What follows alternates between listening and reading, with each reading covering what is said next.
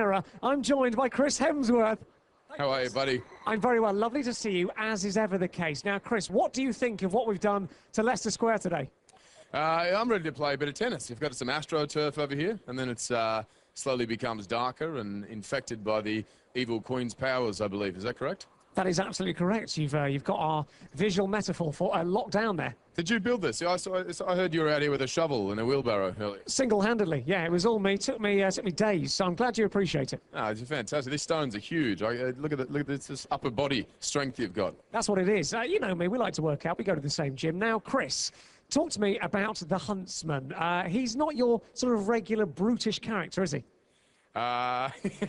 Is that a trick question? He used to. Well, no, yeah, you're right. He's a brute with a heart. Let's put it that way. There you go. He's a brute with a heart. He's a tortured soul. He's a lost soul, and he's suffered some trauma, and he's kind of given up on life and himself, and become a bit of a drunk. And but there's a fair amount of vulnerability under there, and it takes Snow White and her strength to reawaken the good in him. Now, we heard earlier a harrowing tale of you getting punched flat in the face by Kristen Stewart. Can you give me more details on this? What were the circumstances? We were reaching for the same muffin on the craft service table, and I got there first, and she wasn't happy about it, so I followed with a right hook. She lashed out. Is she known for spouts of violence?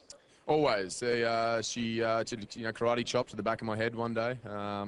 There was the right hook, as we've discussed. Various weapons occasionally would hit me in the side of the head. For no reason, really. I'm yet to get an apology. I think she's here somewhere. I'll force one out of her. Now, Chris, you get to kiss Kristen in this movie, but not necessarily the most romantic of settings. She perhaps... Don't ruin it. Don't ruin it. Don't ruin it. I won't ruin it. You get to kiss her, let's just say, in some circumstance. How was that experience? Look, kisses on set or in films are pretty awkward, you know? You've got a number of people with cameras and lighting around. I don't know if that's your usual setting for a kiss, but... Well, there's cameras here. There's lighting, Chris. Let's not go for it now. Come on. Go on, that little one on the cheek. Go on, give me a peck.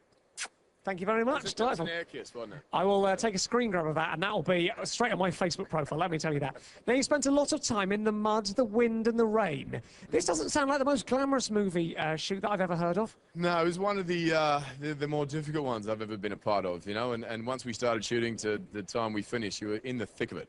And we went from obscure location to obscure location, you know, the snow-capped mountains and deep, dark forests and in the mud and in the rain, in the lake and whatever, but you lived and breathed the characters, and it looks all the better for it on screen, you know. Whatever pain we were feeling, we weren't pretending. It was, we were that cold and uncomfortable. Comes across in your face as method, Chris, method. I like that. Method.